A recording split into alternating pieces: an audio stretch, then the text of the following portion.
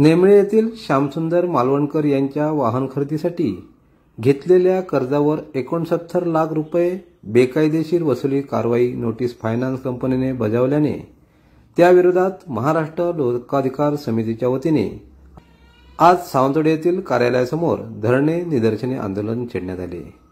यावेळी फायनान्स कंपनीच्या विरोधात घोषणाबाजी करण्यात आली।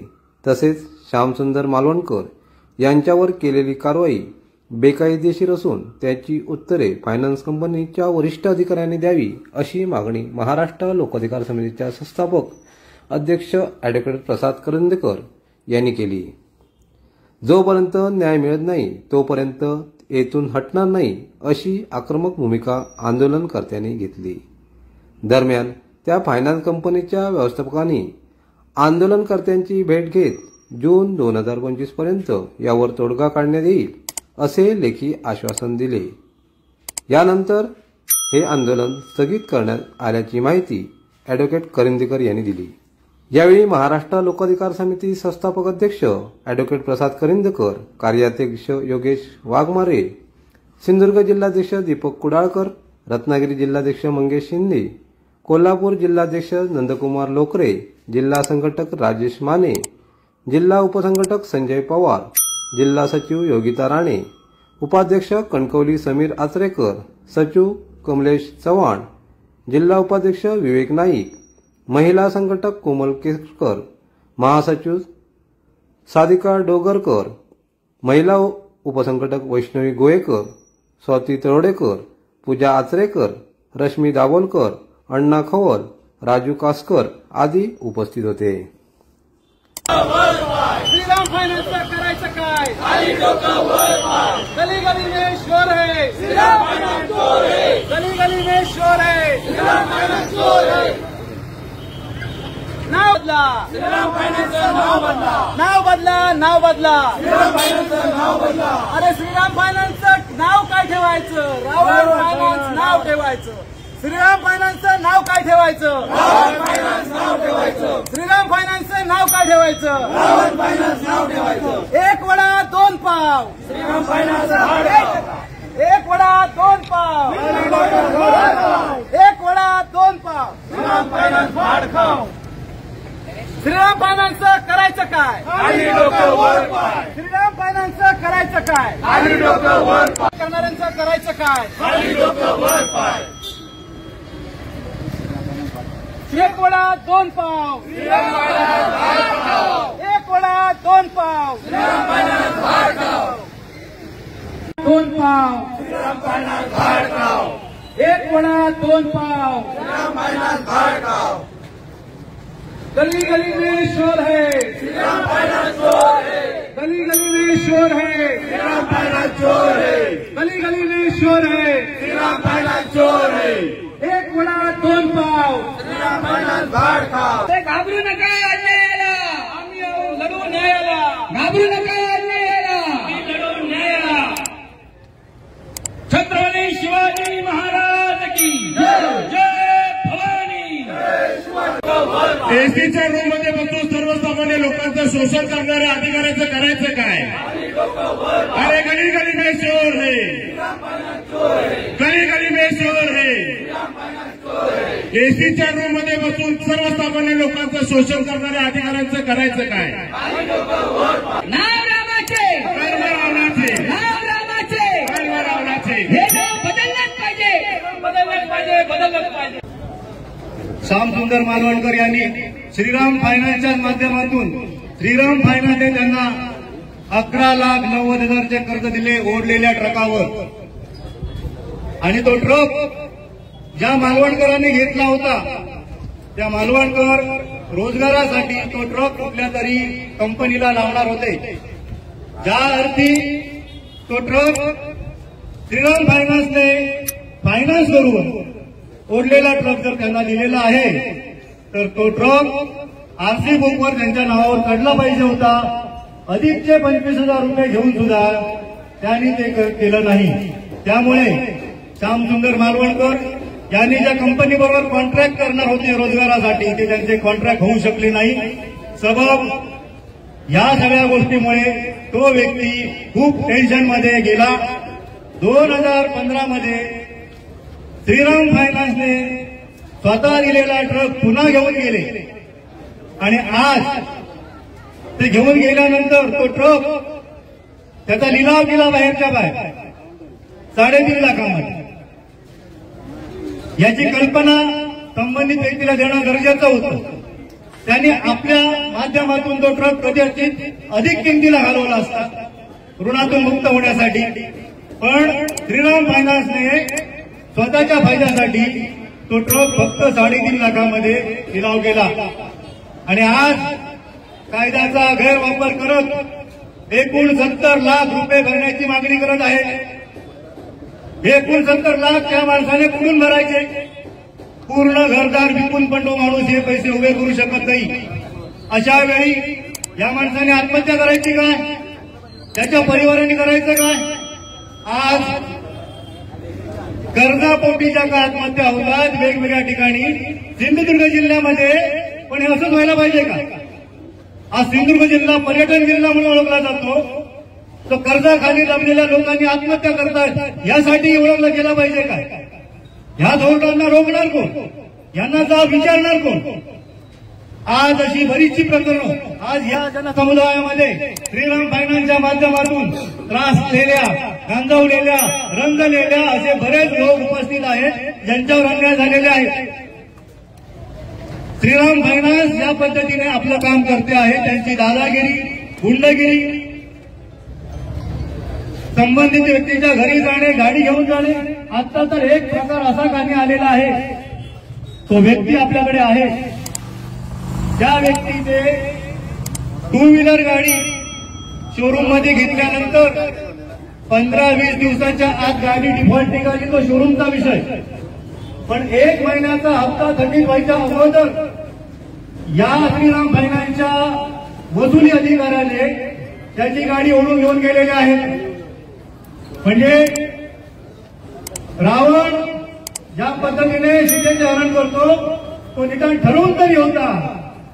पण श्रीराम फायनान्सचे वसुली अधिकारी ज्याची कोणाची गाडी ओढायला गेले होते ती राहिली बाजूलाच, या तिसऱ्याचीच गाडी ओढून घेऊन गेले आणि ती बाहेरच्या बाहेर विकून सुद्धा टाकली. रावणाने सीतामाईला सुरक्षित ठेवले होते, ते प्रभू श्री रामचंद्र पुन्हा घेऊन गेले. याने ती विकून पण टाकली गाडी. म्हणजे यांचं कर्म रावणाच्याही पलीकडे जाऊन आहे. पहिले 35,000 त्या माणसाने भरले होते, आता अधिकचे पैसे भरून सुद्धा गाडी घेऊन जा असा पर्याय चाललेला आहे. मुळात गाडी ओढली हेच चुकीचं होतं. त्या माणसाचा 1 हप्ता पण कंप्लीट झाला नव्हता. हे आणि असे कितीतरी विषय आज आपल्याकडे श्रीराम फायनान्सच्या काळ्या पत्त्याचं दर्शन घडवणारे आहेत. आज श्यामसुंदर मालवणकर हे लोकांमधून पुढे आले. जसं म्हणतो अन्याय करणारा त्रासदायक, अन्याय सहन करणारा पण त्याच्यापेक्षा अधिक त्रासदायक असतो, तो पण अन्यायकारक असतो. पण श्यामसुंदर मालवणकर या अन्यायाला वाचा फोडण्यासाठी महाराष्ट्र लोकाधिकार समितीपर्यंत पोहोचले. आपली हकीकत त्यांनी सांगितली. समाजामध्ये प्रत्येक माणसाने जर अन्याय होत असेल तर पुढे यायला पाहिजे, अन्यायासाठी आवाज उठवला पाहिजे. कारण एकट्या दुकट्या माणसाला हे खत पाणी घालणार नाहीत, हे त्यांना धमकवणार, त्यांचे वसुली अधिकारी येऊन धमकवणार. हे वसुली अधिकारी म्हणतात ते नक्की अधिकारी आहेत का, सर्टिफाईड झालेले, ते गुंडगिरी आहे, सावकारी वाजवली आहे का, हे सगळे प्रकार वाजवले जात आहेत, राबवले जात आहेत. आणि यासाठी म्हणून लोकाधिकार समितीने सांगितल्याप्रमाणे या ठिकाणी हजर झालेली आहे. आज शोधायला गेले तर आज असे कितीतरी श्यामसुंदर मालवणकर या सावंतवाडीमध्ये दिसतील, तसेच पुण्यामध्ये दिसतील. पूर्ण जिल्ह्यामध्ये श्रीराम फायनान्सचा ज्या पद्धतीने एक नाग जसा वेगळा घालून बसतो त्या पद्धतीचे फायनान्सचे अधिकारी आणि वसुली करणारे गुंड प्रवृत्तीचे अधिकारी हे जसे बसलेले आहेत, गिळंकृत करण्यासाठी सर्वसाधारण कर्जदारांना हे रोखलंच पाहिजे. आणि यासाठी म्हणून हा आजचा धरणे आंदोलनाचा कार्यक्रम आपण सावंतवाडीमध्ये केलेला आहे. तुम्हाला सर्वांना सांगू इच्छितो की अशा माध्यमातून हे अशी जर फणा काढून राहणार असतील तर सिंधुदुर्ग जिल्ह्यामध्ये पुन्हा एक प्रकार असा होईल की आज आपण दुसऱ्या जिल्ह्यांना म्हणतो की त्या ठिकाणी कर्जापोटी आत्महत्या होतात. आज ही पाळी या फायनान्स कंपन्यांमुळे सिंधुदुर्ग जिल्ह्यात आल्याशिवाय राहणार नाही आणि या गोष्टीला आम्ही तीव्र विरोध करतो.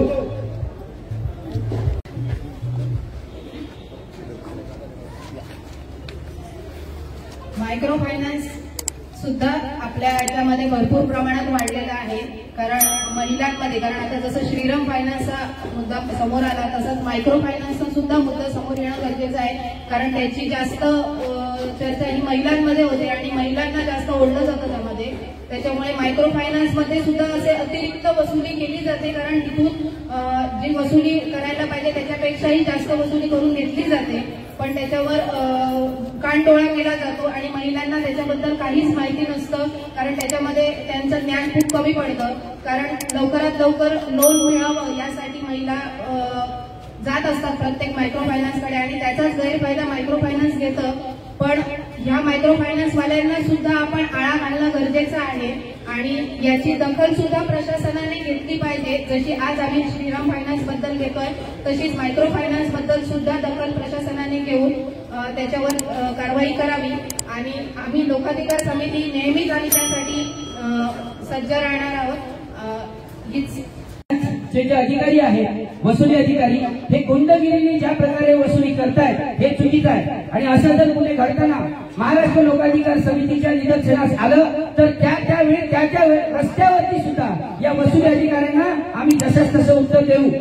आणि याच पद्धतीने मी आज इतिहास जमलेल्या सर्व कर्जदारांना सांगू इच्छितो की यांनी जर तुमच्यावर अन्याय केला तर एकच गोष्ट लक्षात ठेवा की तुमच्या सोबत आजपासून कायमस्वरूपी महाराष्ट्र लोकाधिकार समिती आणि महाराष्ट्र लोकाधिकार समितीचा प्रत्येक कार्यकर्ता हा तुमच्यासाठी असणार आहे. आपण कर्जदार आहोत, गुन्हेगार नाही. आणि महाराष्ट्र लोकाधिकार समिती ही नेहमी तुमच्या सोबत राहणार आहे. जय जय महाराष्ट्र, जय लोकाधिकार समिती. गली में चोर है, श्रीराम फाइनेंस चोर है. 1 वडा 2 पाव, श्रीराम फाइनेंस भाडगाव. 1 वडा 2 पाव, श्रीराम फाइनेंस भाडगाव. या सावकारला खत पाणी घालणाऱ्या प्रशासकीय अधिकाऱ्यांचं करायचं काय? काही लोक वर पाय. छत्रपती शिवाजी महाराज की जय. छत्रपती शिवाजी महाराज की जय. जय श्रीराम. जय श्रीराम. आंबेडकरांचा जय. छत्रपती शिवाजी महाराज की जय.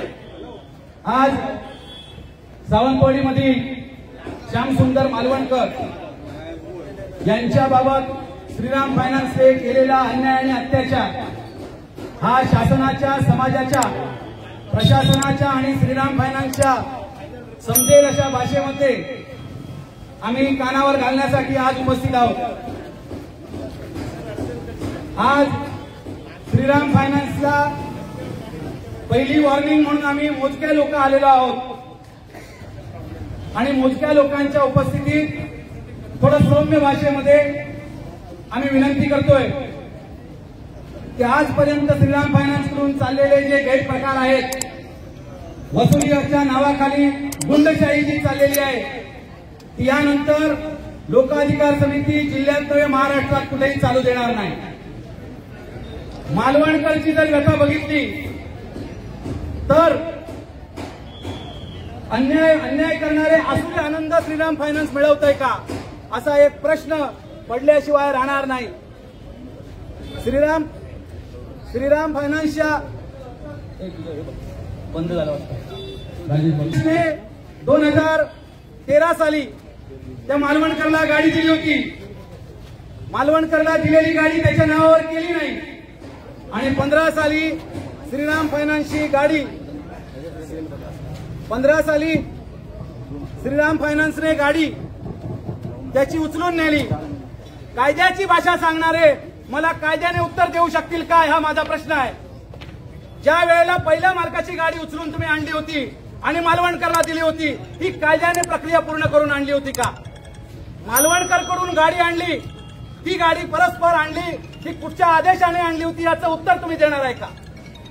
कायद्याची भाषा करणारे हे चाललेले प्रकार कायद्याने चालले आहेत का नाही याचं उत्तर तुम्ही देणार आहात का?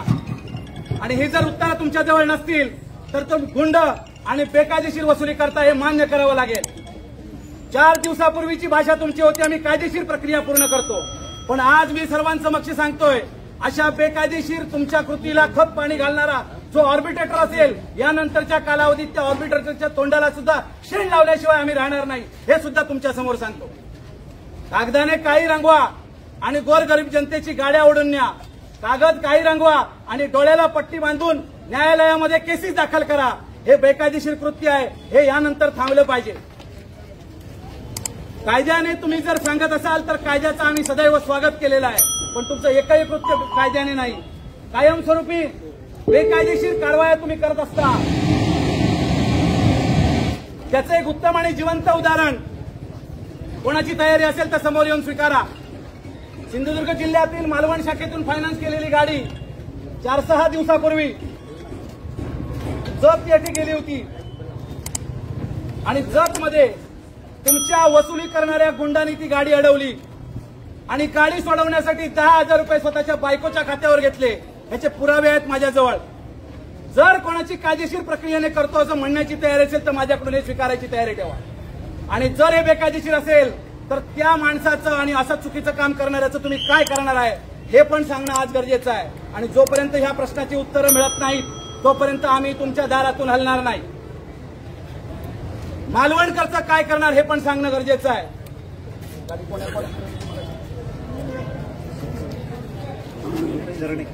एक आंदोलनाची बातमी ऐकून तुमच्या पत्रकारांच्या माध्यमातून आंदोलनाच्या बातम्या विविध ठिकाणी गेल्या.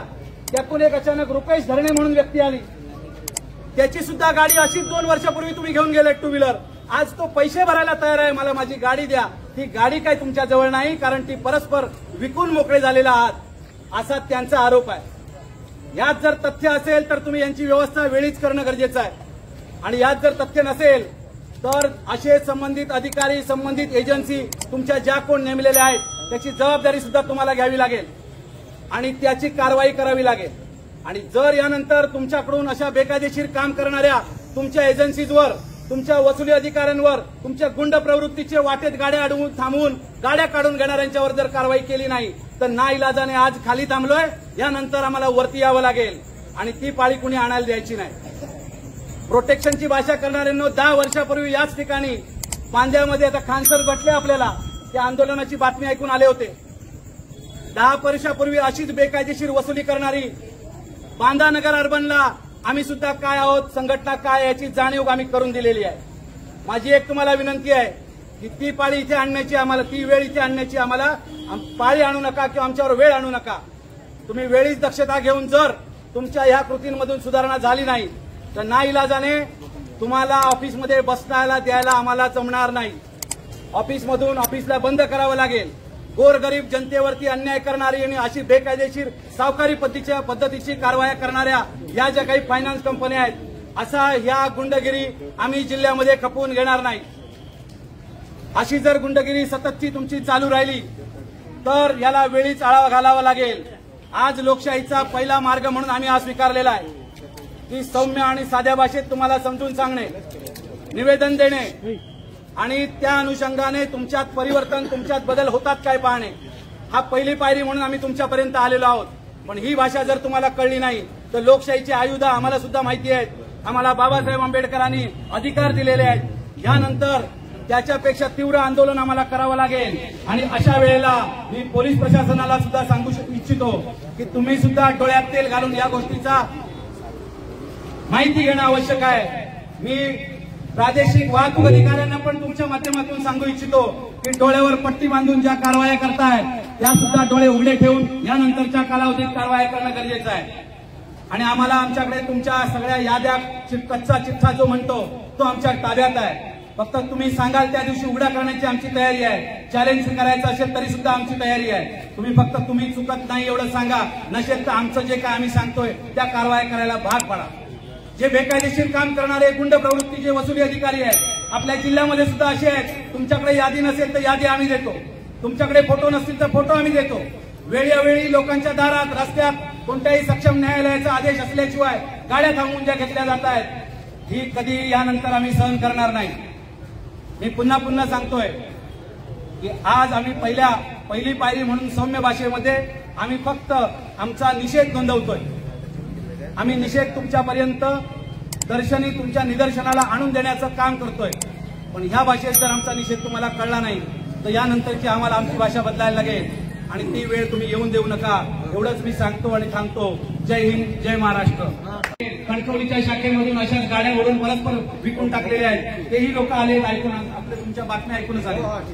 म्हणजे हे प्रबोधनाचं काम तुम्ही करताय. आज सगळ्यांच्या माध्यमातून तुम्ही हा महत्वाचा विषय शासनाच्या, समाजाच्या आणि प्रशासनाच्या पटलावर ठेवताय. त्यामुळे मी पत्रकार बंधूंचा सुद्धा आभार आणि धन्यवाद मानतो. जय हिंद. अरे घाबरू नका अन्यायाला, लढू न्यायाला, घाबरू नका अन्यायाला, लढू न्यायाला. धिक्कार असो, धिक्कार असो, धिक्कार असो, धिक्कार असो. गली गली में शोर है महाराष्ट्र लोकाधिकार समितीचा, महाराष्ट्र लोकाधिकार समितीचा.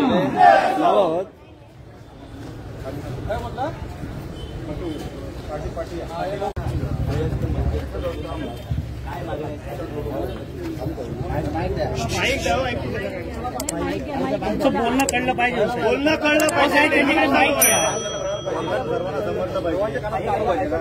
मालवणकर याच्या कर्ज प्रकरणाबाबत साधारणपणे 6 ते 7 महिन्यापूर्वी त्यांची तक्रार त्यांच्याकडे आलेली होती त्यांच्या शाखेमध्ये. त्या तक्रारीचं अद्यापपर्यंत उत्तर दिलं गेलं नाही. तुम्ही नेमलेले ऑर्बिट्रेटर त्यांनी 69 लाखाचं अवॉर्ड काढून आणून त्यांना दिलं. पुढची कायदेशीर प्रक्रिया कशी आहे, त्याला काय कायद्याने करायचं, सगळं कायदेशीर प्रक्रियेत बघू. पण ह्युमॅनिटी ग्राउंडवरती सुद्धा सोडा, आमचं म्हणणंच नाही. पण ज्या पद्धतीने 2013 साली घेतलेली गाडी त्याच्या नावावर करून दिली पाहिजे होती ती अद्यापपर्यंत त्याच्या नावावर केली नाही. त्याचा रेकॉर्ड आरटीओ मध्ये तुम्हाला पाहायला मिळेल. त्याच्या नावावरती न झालेल्या गाडीला तुम्ही कर्ज पुरवठा केला. ते कर्ज थकीत झाल्याचं सांगून तुम्ही त्याची गाडी कुठच्याही सक्षम न्यायालयाच्या आदेशाशिवाय ओढून नेली. ती गाडी 2 वर्ष सडून 3.5 लाख विकल्याचं आम्हाला सांगताय आणि आज त्याच्याकडून 69 लाख रुपये वसुलीसाठी तुमचा अहवाल आणला. हा कुठच्याच कायद्याच्या कक्षेमध्ये बसत नाही. तर त्याचं तुम्ही काय करणार नेमकं, ह्यासाठी आम्ही आजचा एवढाच आणि अन्य जी बेकायदेशीर काल एक तुम्हाला पुरावे देत होतो, कागद कुठे असेल ते त्यांच्याकडे तुमचे नेमलेले कोण वसुलीला आहे त्याचं नाव, फोटो, ID नंबर सगळंच आहे. ह्या तुमच्यासाठी आणलेली कॉपी आहे.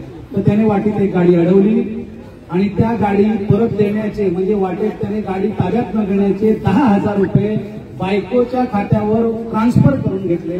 हे प्रकार एक सॅम्पल म्हणून तुमच्याकडे दाखवले. असे अनेक प्रकार अनेक ठिकाणी चाललेले आहेत आणि ह्या सगळ्या प्रकारांमध्ये तुमचे अधिकारी पाहिजे तो कॉग्निजन्स देऊन त्यांना रिलीफ देत नाही. म्हणून ही आजची परिस्थिती उडवलेली आहे.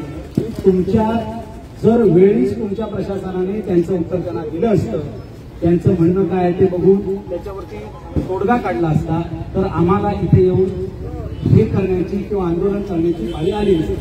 त्यामुळे त्यांचं नेमकं करणार काय तुम्ही आणि असे जे बेकायदेशीर कृत्य करणारे अधिकारी आहेत त्यांचं काय करणार, एवढंच आमची आता मागणी आहे. तुमच्या सूचनांचं सहज स्वागत करतो मी. तुम्ही जे निवेदन दिलंय ते निवेदन परवा दिवशी आम्हाला प्राप्त झालंय. ते निवेदन आम्ही वरती कंपनीकडे पाठवलंय, वरिष्ठ कंपनीच्या अधिकाऱ्यांच्याकडे. त्याच्यावरती जो काही निर्णय येईल ते तुम्ही 1 पॉईंट कॉन्टॅक्ट कोणीतरी आम्हाला द्या. त्यांच्याशी आम्ही बोलू, त्याच्यावरती लवकरात लवकर तोडगा करण्याचा प्रयत्न करणार. तक्रार देऊन जवळपास पहिली तक्रार त्यांनी दिली आहे, त्याला 6 महिन्यापेक्षा जास्त कालावधी उलटून गेला. आंदोलनाचं पत्र देऊन आय थिंक 7 ते 8 दिवसाचं कालावधी उलटून गेलं. तुम्ही आंदोलन आमचं कसं थांबवता येईल याच्यासाठी तुम्ही तुमचे पुरेपूर प्रयत्न करताय, पोलीस प्रोटेक्शन मागवताय. या सगळ्या गोष्टी करायला तुमच्याकडे पुरेसा वेळ आहे. पण आमच्या प्रश्नाचं उत्तर द्यायला तुम्हाला वेळ नाही किंवा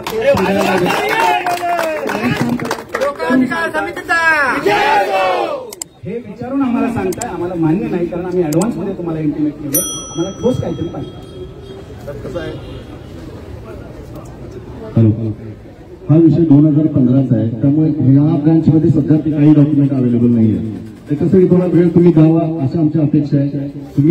तुम्हाला आम्ही अगोदर पण भेटून आलो की आंदोलनाच्या पूर्वी, पण थोडा वेळेचं लिमिटेशन असल्यामुळं आम्ही तुम्हाला विनंती करतो की याच्यावरती लवकरात लवकर आम्ही तोडगा काढतो. तुम्ही तुमचं जे आंदोलन ते तात्पुरतं थांबवा. किती दिवसात आम्हाला सांगताय तुम्ही? तोडगामध्ये त्याला काहीतरी डेडलाईन पाहिजे ना. त्या संदर्भात मी आता तुम्हाला डेडलाईन देऊ शकत नाही, कारण माझ्या पण हातामध्ये ते नाही. मी तुमच्याशी मी तुम्हाला मोजवमध्ये जर सांगितलं आणि त्या दिवशी डेडलाईन नाही पाहिजे तर परत सगळ्यांचा वेळ वाया जायला नको. मी तुम्हाला एक पर्सनली तुम्हाला तुमच्या फोन नंबरवरती आम्ही संध्याकाळपर्यंत तुम्हाला सांगतो की किती दिवसात आम्ही त्याच्यावरती तोडगा काढू.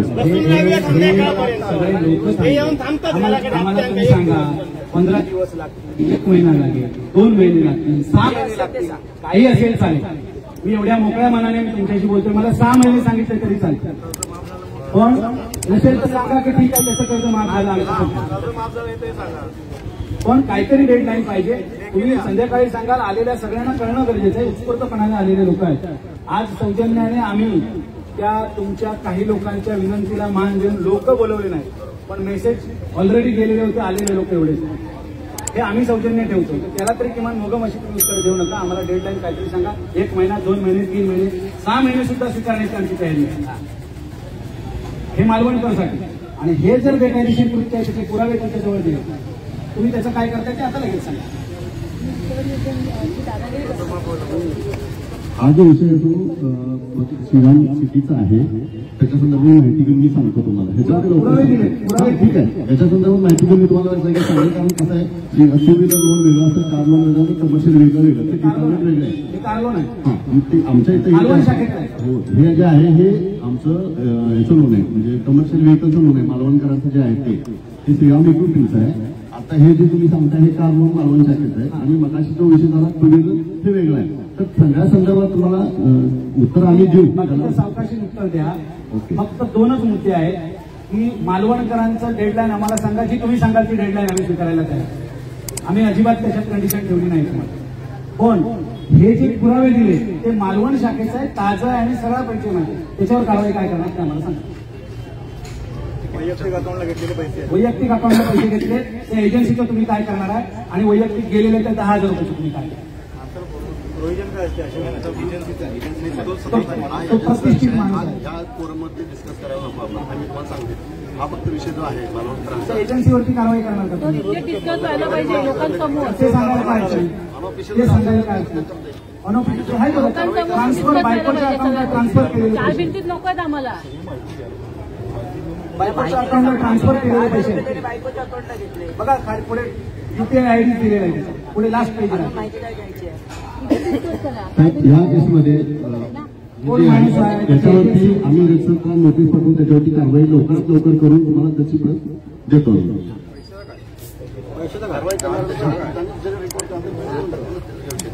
कारवाई आम्ही करू त्याच्यावर गेलेले पैसे रिकव्हर करून त्यांना रिफंड करणार. आता हे कारवाई तर करणार. कारवाईचा अर्थ तो येतो. नोटीस पाठवली त्यांना की नोटीसचं उत्तर दिलं आम्हाला, किंवा त्याची हे रद्द करू, आणि जे काय असेल कस्टमरचं नुकसान जे झालंय त्याच्या संदर्भात त्याच्याकडून रिकव्हरी करू. त्याचे काय विषय नाही. हा तुमचा एक प्रकार श्यामसुंदर मालवणकरांचा नाही जिल्ह्यात तो नाही, पण जिल्ह्यामध्ये जे अशा पद्धतीने तुमचे रिकव्हरी ऑफिसर जे दुर्गुत झाले, तुम्ही म्हणता ना हा एजन्सीचा विषय, ती शाखा वेगळी आहे, ही शाखा वेगळी आहे. पोरांची नावं वेगवेगळी असेल तर बाप एकच आहे ना. राम श्याम ताल्या माल्या ही नावं ठेवलंय तुम्ही, पण बाप एकच आहे ना. मला सांगा या तुमच्या जिल्ह्यातले हे कार्यकर्ते थांबणार की नाही? जे गुंड तुम्ही नेमणूक करताय, त्या गुंडाची नेमणूक करताय आणि त्या गुंडाच्या माध्यमातून लोकांना देशोधडीला लावण्याचं काम करताय, ते थांबवणार की नाही? लोकांच्या मुली उचलून नेणार, आया बहिणींना उचलून नेणार, ही दादागिरी करतात तुमचे रिकव्हरी एजंट. जेव्हा घरात त्यांचे नवरे नसतात, घरात जाऊन बसतात. आम्हाला इथे पाहिजे. आमका वरना प्रेशर आहे. आमका साहेब बोलवतो, साहेबांचं प्रेशर आजच द्या, आताच द्या, आम्ही घरात येऊन बसतो. हे आता पैसे नाही दिले तर तुझ्या मुलीला उचलून नको. हे तुमचे रिकव्हरी एजंट ही भाषा करतात, लोकांच्या घरात घुसून बसतात. आम्ही काय करतो, साहेबांचो ट्रेस आहे, वरून ट्रेस आहे, आमका विचारतात. हे प्रकार घडतं. बोलले तर आपण पुढे काय असेल ते आपण ठरवू ना. साहेब असं बोलले तर आम्ही माझ्या मालवणमध्ये ही गोष्ट होते. करणाऱ्या माणसाला आम्ही काय तुमची परवानगी घ्यायला. रिझर्व्ह बँकेने परवा गावात सांगितलेलं आहे की संध्याकाळी 7 ते सकाळी 7 कुणी कोणाच्या घरी जायचं नाही. तर मी फायनल स्टेटमेंट देत होता की मालवणकरांच्या बाबतीत आपण एप्रिल 1 पर्यंत जो काही योग्य निर्णय कवरेसांच्याकडनं काढून आम्ही तुम्हाला त्याचं उत्तर देऊ. लेखी आम्हाला काय देत आहे? लेखी देत आहे. लेखी द्या आम्हाला.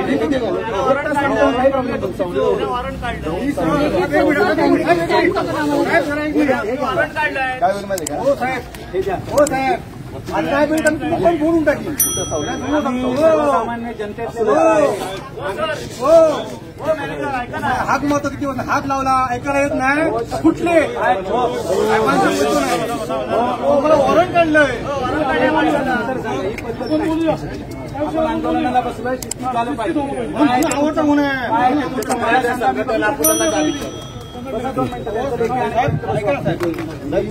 मला सांगा मी विचारतो त्या प्रवीण सावंतला विचारलं बाबा आपण काय आहे मला सांगा.